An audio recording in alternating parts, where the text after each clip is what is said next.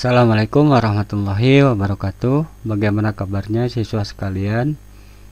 Bertemu lagi dengan saya, Sosiologi 79, tentunya dalam mata pelajaran Sosiologi.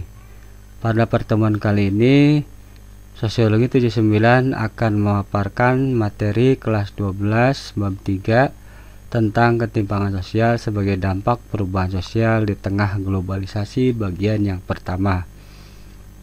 Tentunya materi bab 3 ini merupakan kelanjutan dari materi sebelumnya, yaitu materi bab 2 tentang globalisasi dan dampaknya terhadap komunitas lokal. Dalam materi bab 2, tentunya kalian sudah sedikit mendengarkan pemaparan dari saya tentang apa itu globalisasi dan bagaimana dampaknya terhadap masyarakat setempat. Pada kesempatan kali ini kita akan mencoba untuk melanjutkan materi bab 3 tentang ketimpangan sosial sebagai dampak perubahan sosial di tengah globalisasi bagian yang pertama. Baiklah, kita mulai saja pembahasannya. Silakan kalian persiapkan segalanya termasuk barangkali ada semacam istilah-istilah yang belum bisa kalian mengerti atau masih terlalu abstrak, konsep-konsep yang terlalu abstrak bisa kalian explore atau kalian catat terlebih dahulu, dieksplor sendiri lewat internet atau ditanyakan langsung kepada saya lewat komentar di akhir sesi pemaparan video ini. Kita mulai ketimpangan sosial sebagai dampak perubahan sosial di tengah globalisasi bagian yang pertama. Tujuan pembelajaran materi ini adalah dengan mempelajari bab ini, Anda diharapkan mampu menjelaskan globalisasi dan dampaknya terhadap perubahan sosial di tingkat lokal. Jadi setelah kalian mempelajari materi tentang globalisasi ini yang bagian pertama, kalian diharapkan bisa menjelaskan globalisasi dan dampaknya terhadap perubahan sosial di tingkat lokal. Ya, ini ilustrasi gambar yang pertama, bentuk demonstrasi barangkali ya, demonstrasi menuntut agar orang yang kaya itu dikenakan pajak yang semestinya, itu ya. Tentunya agar tercipta pemerataan ya di dalam masyarakat atau mengurangi fenomena kesenjangan atau ketimpangan sosial di dalam masyarakat. Globalisasi dan dampaknya terhadap perubahan sosial di tingkat lokal. Ketimpangan global ya, sebelum kita membahas materi tentang ketimpangan lokal atau ketimpangan yang terjadi di Indonesia, kita terlebih dahulu melihat fenomena secara makro, yakni ketimpangan yang terjadi di tingkat global.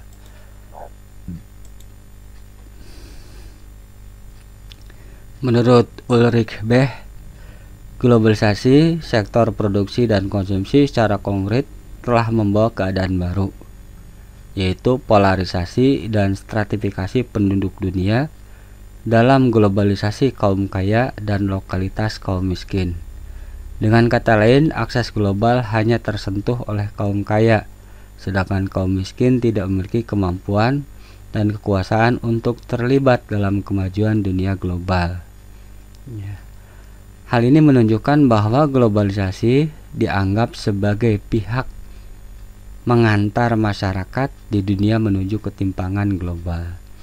Jadi kata teoritisi sosiologi ya, yang mengkhususkan diri pada teori-teori tentang globalisasi, Ulrich Beck mengatakan bahwa globalisasi di sektor produksi dan konsumsi secara konkret telah membawa keadaan yang baru ya, mau perubahan-perubahan yang baru di dalam masyarakat, yaitu polarisasi atau jarak ya, polarisasi itu jarak, dan stratifikasi penduduk dunia ya, kelas-kelas penduduk dunia. Tentunya muncul semacam jarak yang sangat lebar antara orang yang kaya dan orang yang miskin, dan kelas-kelas sosial baru penduduk di dunia.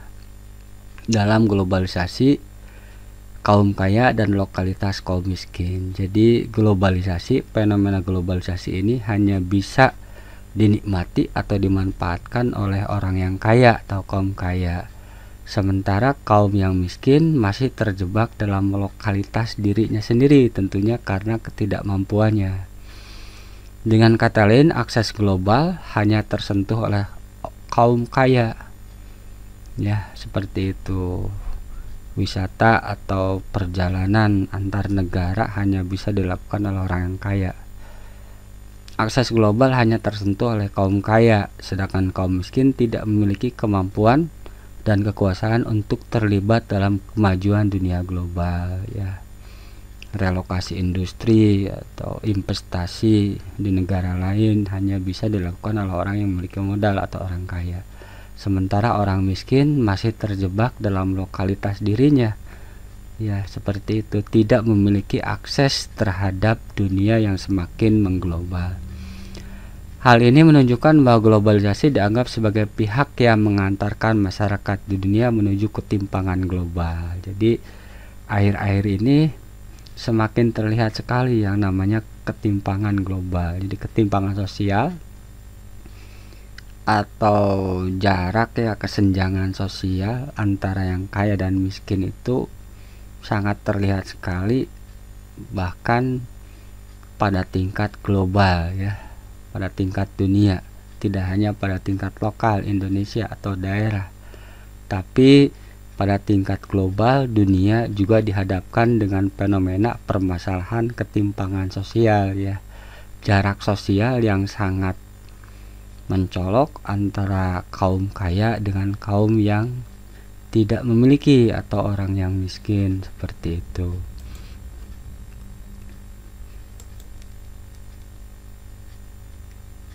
Kali ini kita akan coba menggali beberapa teori tentang ketimpangan global ya.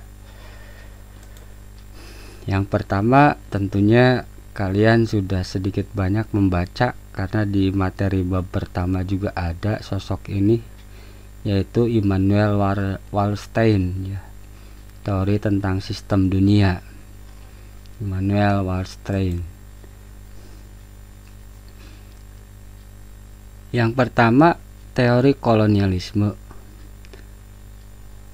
Teori ini berbunyi dengan mengeksploitasi rakyat dan sumber daya suatu bangsa demi keuntungan negara kapitalis induk. Jadi teori ini disebut juga kolonialisme ini teori penjajahan ya, menjajah dunia yang dari segi kekuatan ekonomi, sosial, politik, dan budayanya lemah ya, dengan menguras harta kekayaannya demi keuntungan tentunya pengusaha-pengusaha kapitalis di negara kapitalis induk. Contohnya penjajahan zaman dulu, ini teori kolonialisme. Makanya banyak sekali sumber daya alam di negara dunia ketiga yang dahulu itu diangkut ke negara dunia pertama, misalnya Indonesia dijajah oleh Belanda. Maka demikian banyak sekali sumbangsih kekayaan alam Indonesia bagi pembangunan negara Belanda, sehingga negara Belanda menjadi sangat maju ya, kekuatan ekonominya sangat tinggi, sementara kita ya, negara Indonesia yang dieksploitasi kehilangan banyak sekali sumber daya akibat penjajahan tersebut. Bahkan keadaan tersebut tidak hanya sumber daya alam yang dikeruk ya oleh bangsa yang menjajah, tapi juga meninggalkan mental ya, mental negara terjajah, seperti itu. Yang pertama, teori penjajahan atau teori kolonialisme.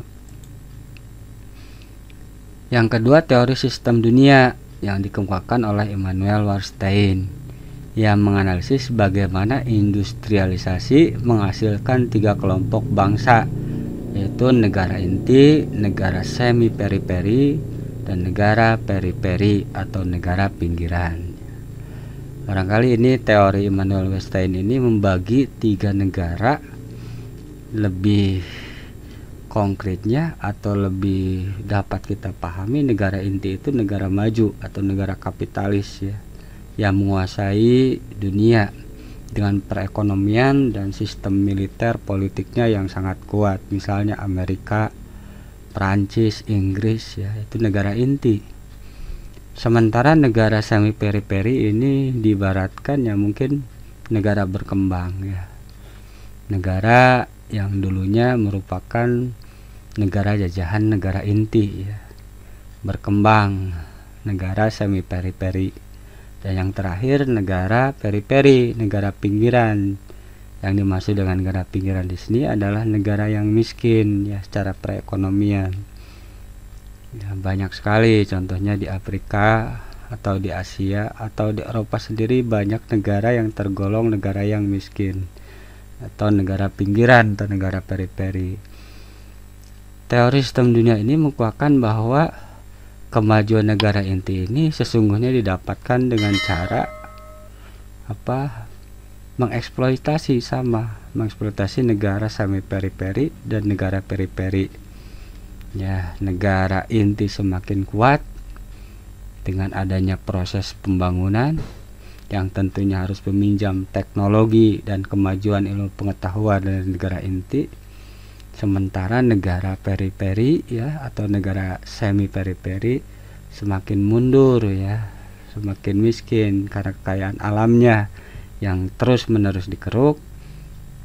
Sementara skill atau kemampuan cara ipteknya tertinggal di negara inti. Tentunya ya, hal ini menyebabkan bahwa yang namanya ketimpangan global ini merupakan hal yang lestari atau bisa jadi merupakan rantai setan kemiskinan ya, seperti itu. Sulit sekali bagi negara miskin untuk merubah statusnya menjadi negara semi periferi ya, terutama karena penguasaan teknologi atau neokolonialisme dari negara inti.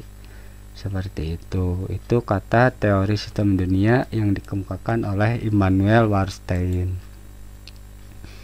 Yang ketiga, teori ketergantungan dependensi mengatakan bahwa keterbelakangan sebagai akibat dari suatu sistem kapitalis internasional yang dominan, yang membentuk perusahaan-perusahaan multinasional dan bersekutu dengan elit lokal di dunia ketiga yang menggunakan kelebihan mereka yang istimewa untuk mempertahankan kedudukan mereka. Jadi terdapat semacam ketergantungan yang terus-menerus antara negara jajahan zaman dulu dengan negara penjajah, atau antara negara dunia ketiga atau negara periferi dengan negara inti ya. Ketergantungan tersebut menurut teori dependensi diciptakan karena sebenarnya merupakan semacam usaha untuk melestarikan penjajahan, atau istilah yang kita kenal adalah neokolonialisme ya. Jadi negara dunia ketiga itu dibuat tergantung terus-menerus dengan negara dunia inti atau dunia pertama, baik dari segi segala hal, dari segi budaya, teknologi, dan lain sebagainya. Barangkali salah satu contohnya ketika terjadi kenaikan harga dolar, maka otomatis di negara kita juga ikut mengalami krisis ya, inflasi mata uang negara kita. Seperti itu membuktikan bahwa terdapat semacam mekanisme atau alat-alat kapitalisme internasional untuk melanggengkan semacam penjajahan yang baru bagi negara dunia ketiga, baik dari segi ekonomi, dari segi politiknya, ataupun dari segi budayanya. Seperti itu. Ketimpangan sosial terjadi memang diciptakan oleh struktur dunia yang ada, ya seperti itu. Ini juga barangkali ya dapat kita baca dari berbagai macam referensi tentang perang budaya atau penjajahan gaya baru, neokolonialisme, atau barangkali Jade Web, ya, karya Alvin Toffler, ya, seperti itu. Jadi ada semacam usaha-usaha dengan menciptakan alat-alat tertentu bagi negara dunia maju untuk melanggengkan penjajahannya terhadap negara-negara dunia ketiga. Tentunya hal tersebut dilandasi oleh kepentingan, karena banyak sekali negara-negara dunia ketiga atau negara-negara miskin yang dari segi sumber daya alamnya sangat luar biasa, cuman memiliki keterbatasan sumber daya manusia dan iptek teknologi untuk mengeksplorasi sumber daya alam tersebut, ya. Contoh yang lain misalnya fenomena Freeport, ya, seperti itu, atau investasi negara inti di negara dunia ketiga dengan dengan mengabaikan hak-hak warga lokal, seperti itu, ya. Seolah-olah melanggengkan superioritas negara maju, ya, di hadapan negara-negara dunia ketiga, seperti itu, atau negara-negara berkembang atau negara-negara miskin. Itu kata teori ketergantungan. Nah, ini banyak sekali fenomena seperti ini, ya, seperti digambar. Hanya untuk mendapatkan makanan saja banyak dari bagian-bagian lain di dunia kita, ya, negara yang lain, mereka kesulitan, ya, seperti itu.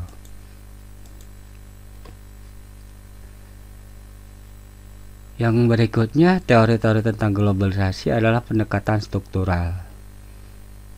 Pendekatan struktural ini berasumsi bahwa kebergantungan ini berasal dari struktur sistem internasional yang konstruksinya dibuat sedemikian rupa sehingga bangsa-bangsa pengekspor bahan mentah terpaksa kehilangan bagiannya dari keuntungan produksi. Ya, ini biasanya seperti itu, ya.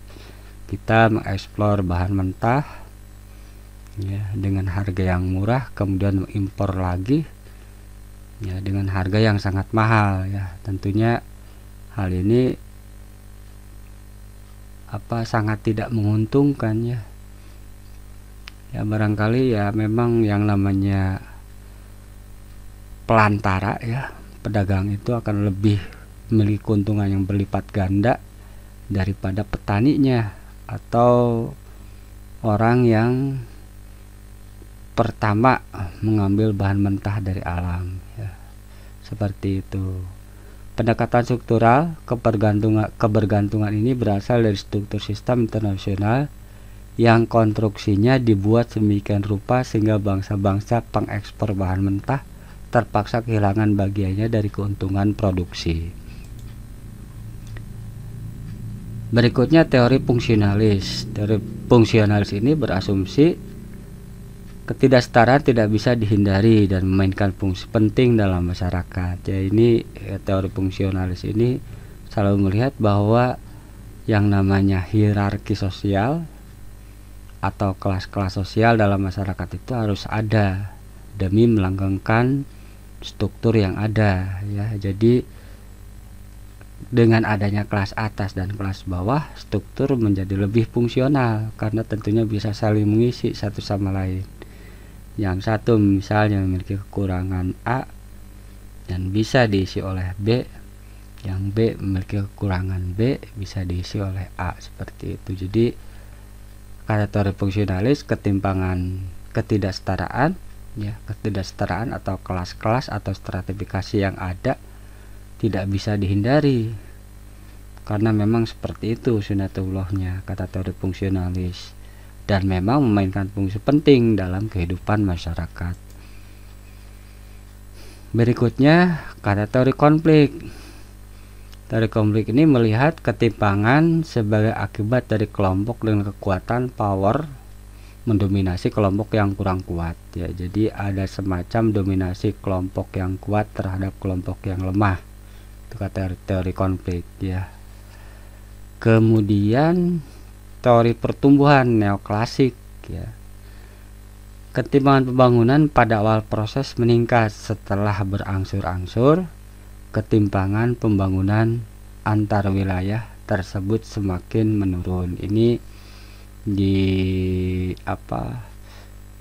barangkali diwakili oleh teori ekonomi Rostow ya, J.J. Rostow, bahwa yang namanya pertumbuhan ekonomi itu sifatnya menetes ya, dari atas ke bawah.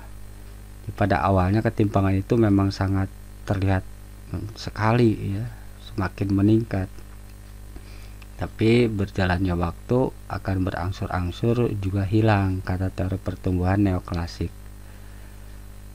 Seperti itu teori-teori tentang ketimpangan global ya, atau ketimpangan sosial. Nah, ini gambarnya ya. Klasifikasi ekonomi Bank Dunia.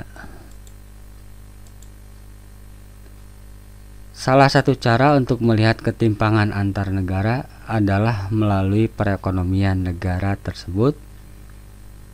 Bank Dunia menggunakan data dari pendapatan kotor sebuah negara atau Gross National Income (GNI), yaitu negara dengan pendapatan tinggi (High Income Nation), negara dengan pendapatan rendah (Middle Income Nation), dan negara dengan pendapatan rendah (Low Income Nation).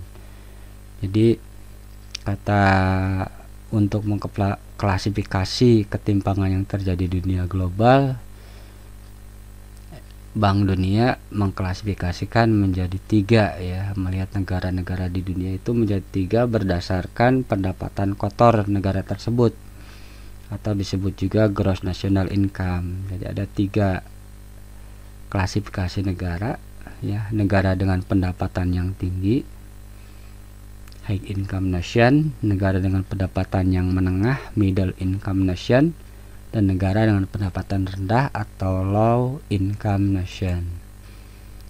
Sekarang menurut teori koefisien Gini ya, untuk mengukur ketimpangan global.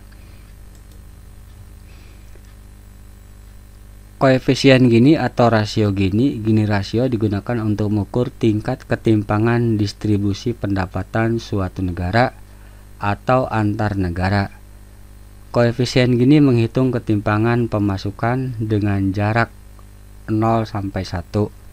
Suatu distribusi pendapatan dikatakan merata jika koefisien Gini mendekati 0, dan sebaliknya suatu distribusi pendapatan dikatakan makin tidak merata jika koefisien Gininya mendekati 1 ya. Ini maksudnya koefisien Gini ini adalah menghitung rata-rata pendapatan per kapita gitu ya. Kalau jarak antara yang pendapatannya tinggi dan rendah itu mendekati angka 1, maka disebut timpang, sangat timpang. Tapi kalau mendekati angka 0 ya disebut merata ya, tidak timpang. Ini kata koefisien Gini rasio ya. Hakikat ketimpangan sosial. Ketimpangan sosial merupakan perbedaan-perbedaan dalam pemasukan, income, sumber daya, research, kekuasaan, power, dan status di dalam dan antara masyarakat. Ketimpangan ini dipertahankan oleh orang-orang yang berkuasa melalui institusi dan proses-proses sosial. Ketimpangan sosial ditandai ketidaksetaraan, peluang, dan penghargaan untuk posisi yang berbeda atau status dalam kelompok atau masyarakat. Ketimpangan sosial dapat dikategorikan sebagai masalah sosial karena terdapat ketidakadilan dalam pemberian kontribusi kepada masyarakat dari berbagai aspek kehidupan. Berikut ini adalah prinsip-prinsip ketidakadilan ya. Jadi hakikat ketimpangan sosial. Ketimpangan sosial merupakan perbedaan-perbedaan dalam pemasukan, income ya, pendapatan, sumber daya dan kekuasaan ya. Dan status di dalam dan antar masyarakat, antara satu masyarakat yang satu ya, atau warga masyarakat yang satu dengan warga masyarakat yang lain. Terdapat ya perbedaan-perbedaan dari segi pendapatannya, sumber daya yang dia punya dan kekuasaan. Ketimpangan ini dipertahankan oleh orang-orang yang berkuasa melalui intuisi dan proses-proses sosial. Jadi yang namanya ketimpangan sosial ini ada pihak-pihak tertentu yang berusaha untuk melestarikannya ya. Hal ini tentunya karena kepentingan ekonomi pihak-pihak tertentu ya. Ketimpangan sosial ditandai ketidaksetaraan peluang. Jadi di dalam masyarakat peluang ya, peluang hidup ya, peluang untuk meningkatkan taraf hidup, peluang pendidikan ya, ketidaksetaraan. Yang satu diberikan banyak peluang karena fasilitas yang memadai ya, yang lain barangkali peluangnya sangat sedikit ya untuk mendapatkan peluang yang sama seperti yang diberikan kepada orang yang kaya. Perbedaan dalam penghargaan, yang satu dihargai yang lain tidak. Misalnya dalam hal pelayanan kesehatan, untuk posisi yang berbeda atau status dalam kelompok atau masyarakat, ketimpangan sosial dapat dikategorikan sebagai masalah sosial ya. Ketimpangan sosial yang ada dalam masyarakat ini dikategorikan sebagai masalah sosial karena terdapat fenomena ketidakadilan di dalamnya dalam pemberian kontribusi kepada masyarakat dari berbagai aspek kehidupan dalam segala lini kehidupan. Pemberian kontribusi atau pelayanan negara terhadap masyarakat ya. Berikut ini adalah prinsip-prinsip ketidakadilan. Elitisme efisien ya. Jadi khusus untuk elit tertentu ya, elit tertentu misalnya dalam pelayanan fasilitas umum ya. Sekolah elit misalnya hanya untuk orang-orang yang memiliki uang misalnya ya, orang yang kaya. Jadi tumbuhnya sikap-sikap atau institusi-institusi yang seharusnya melayani masyarakat kebanyakan, dalam hal ini dikhususkan untuk orang-orang tertentu saja sehingga tidak semua orang bisa menikmatinya. Itu namanya elitisme efisien. Pengecualian yang diperlukan ya, dikecualikan ya. Kemudian prasangka adalah wajar. Kemudian keserakahan adalah baik dan putus asa tidak bisa dihindari. Ini prinsip-prinsip ketidakadilan di dalam masyarakat yang mencoba untuk diterapkan ya, sehingga masyarakat yang berada dalam posisi yang tidak menguntungkan akan menganggapnya sebagai hal yang biasa ya. Padahal itu ditanamkan oleh orang-orang tertentu supaya fenomena ketimpangan tersebut lestari dalam kehidupan masyarakat. Seperti itu. Ketidakadilan tersebut berbentuk marginalisasi, stereotip, subordinasi, dan dominasi. Ya, jadi peminggiran, dipinggirkan, ya, dipinggirkan. Artinya dipandang sebelah mata ya, dipinggirkan, stereotip, pelabelan negatif, subordinasi, penomorduaan, dinomorduakan, dan penguasaan atau dominasi. Nah, ini ketimpangan sosial dalam sejarah. Nah, sejarah dari dulu fenomena ketimpangan dan usaha-usaha untuk melanggengkan ketimpangan sosial dalam masyarakat itu sudah ada.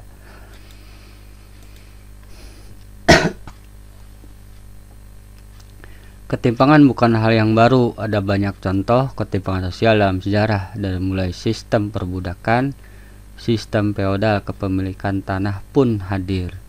Revolusi industri mengubah struktur masyarakat dan sumber daya penciptaan kekayaan. Ya, ini dari mulai dulu ada sistem perbudakan, sistem feodalisme sampai pada era industri. Ada yang namanya fenomena ketimpangan itu tetap ada. Max Weber mengambil perspektif ekonomi politik untuk menghasilkan analisis yang menggambarkan bahwa posisi sosial dari seseorang bergantung pada peluang hidupnya di pasar kerja. Weber juga berfokus pada analisis kekuasaan dan menyimpulkan bahwa prestis dan status sama pentingnya dalam menciptakan hierarki sosial. Itu kata Max Weber. Max Weber mengambil perspektif ekonomi politik untuk menghasilkan analisis yang menggambarkan bahwa posisi sosial dari seorang bergantung pada peluang hidupnya di pasar kerja. Jadi posisi kita tergantung pada peluang ya yang bisa kita dapatkan di pasar kerja, sementara peluang itu kadang hanya bisa didapatkan oleh orang-orang tertentu saja. Juga muncullah fenomena ketimpangan. Weber juga berfokus pada analisis kekuasaan dan menyebutkan bahwa prestis dan status sangat pentingnya menciptakan hierarki sosial ya. Cara sosiolog mempelajari ketimpangan sosial. Kesenjangan sosial dapat dilihat oleh sosiolog sebagai masalah sosial yang mencakup 3 dimensi, yaitu kondisi struktural objektif, dukungan ideologis, dan reformasi sosial. Kesenjangan sosial dapat dilihat oleh sosiolog sebagai masalah sosial mencakup 3 dimensi ya. Dimensi struktural, objektif, nyata, ada ya, diciptakan oleh struktur, dilanggengkan oleh ideologi ya. Kemudian ya terdapat usaha-usaha untuk mereformasinya. Ya, meskipun kemudian usaha reformasi itu pada gilirannya akan selalu dimenangkan atau diambil alih oleh pihak-pihak yang pro status quo, yang kemudian tumbuh kelas-kelas baru di dalam masyarakat. Jadi yang namanya masalah atau ketimpangan sosial itu merupakan jelmaan atau konstruk dari struktur ya yang sifatnya objektif, ada di luar kita. Kemudian dilanggengkan dengan ideologi ya, ideologi misalnya sabar ya, takdir dan lain sebagainya. Justru hal tersebut tentunya digunakan oleh orang-orang yang memiliki kekuasaan baik di segi politik, ekonomi maupun sosial untuk melanggengkan kekuasaan mereka. Dan reformasi sosial ini barangkali ya digunakan ketika kondisi masyarakat sudah semakin mengejolak ya. Bisa jadi kemudian muncul kelas-kelas elit baru atau hanya sekedar untuk menghibur masyarakat ya. Karena pada gilirannya pihak-pihak yang mengambil keuntungan dari reformasi ini biasanya pihak-pihak yang semula memang memiliki kekuasaan di dalam masyarakat, seperti itu. Faktor penyebab ketimpangan sosial. Apa yang menyebabkan ketimpangan sosial di dalam masyarakat? Yang pertama faktor struktural ya, karena memang struktur yang ada tidak memungkinkan untuk menciptakan distribusi yang merata kepada setiap masyarakat, atau struktur yang ada malah menciptakan atau melanggengkan fenomena ketimpangan sosial. Bahkan mungkin pada awalnya diciptakan oleh struktur yang ada ya, struktur masyarakat yang ada. Kemudian yang kedua bisa jadi karena faktor kultural ya, mental masyarakat yang malas, tidak mau berjuang dan lain sebagainya, atau mental menerima keadaan, tidak mau berubah. Ya, seperti itu. Faktor penyebab ketimpangan sosial itu sumbernya ada dari luar masyarakat ya, juga berasal dari dalam masyarakat itu sendiri ya. Berasal dari struktur dan berasal dari sumber daya manusianya atau budaya yang ada dalam masyarakat tersebut yang tidak memungkinkan bagi individu-individu yang ada di dalamnya untuk berusaha meningkatkan taraf hidupnya. Seperti itu faktor penyebab ketimpangan sosial. Berikutnya bentuk-bentuk ketimpangan sosial. Menurut Andrinov Canyago, paling tidak terdapat 6 ketimpangan yang terjadi, yaitu sebagai berikut ya. Terdapat 6 ketimpangan yang terjadi. Yang pertama, ketimpangan desa dan kota. Itu ya, mulai semakin ada usaha-usaha dari pemerintah untuk memajukan desa ya. Tujuannya adalah untuk sedikit mengangkat atau biar ketimpangan antara desa dan kota itu tidak terlalu mencorok, maka difokuskan pembangunan pada pembangunan di pedesaan. Kesenjangan pembangunan diri manusia ya. Ada pihak-pihak tertentu yang sudah demikian maju ya dari segi ilmu pengetahuan dan teknologinya, tapi ada pihak-pihak yang lain yang masih gagap teknologi, atau bahkan ada sebagian masyarakat ya di pelosok yang masih buta huruf ya, buta huruf, membaca aja tidak bisa. Sementara di sisi yang lain banyak sekali orang-orang yang memang memiliki kesempatan untuk berkembang dari segi dirinya lewat pendidikan. Seperti itu. Kesenjangan pembangunan diri manusia, SDM, pembangunan SDM yang tidak merata ya, antar warga masyarakat. Ketimpangan antar golongan sosial ekonomi yang diperlihatkan dengan semakin meningkatnya kesenjangan ekonomi antar golongan-golongan dalam masyarakat. Ketimpangan dalam bidang ekonomi yang diperlihatkan dengan semakin meningkatnya kesenjangan ekonomi dalam masyarakat.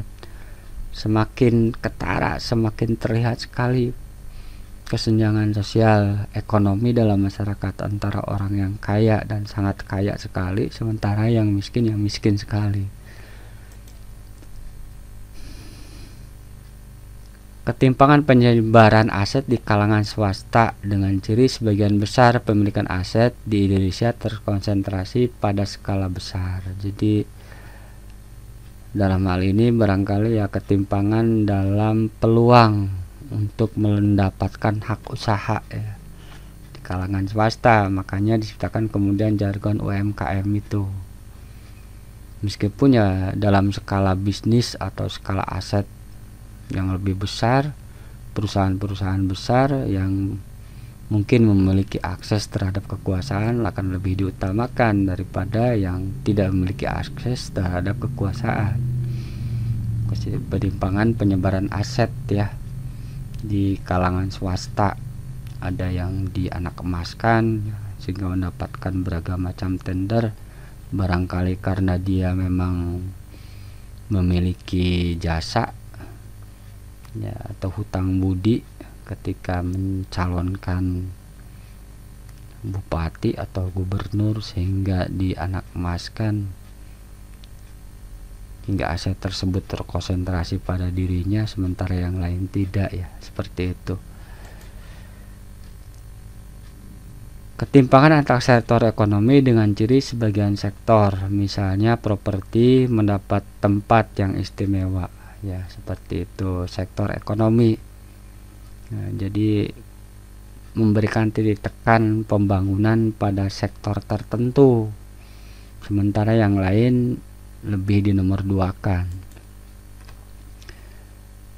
Ketimpangan antar wilayah dan subwilayah dengan konsentrasi ekonomi terpusat pada wilayah perkotaan, terutama ibu kota, sehingga daerah hanya mendapatkan konsentrasi ekonomi yang sangat kecil. Jadi ketimpangan antar tempat, antar wilayah, dan pembangunan biasanya dikonsentrasikan di kota-kota ya.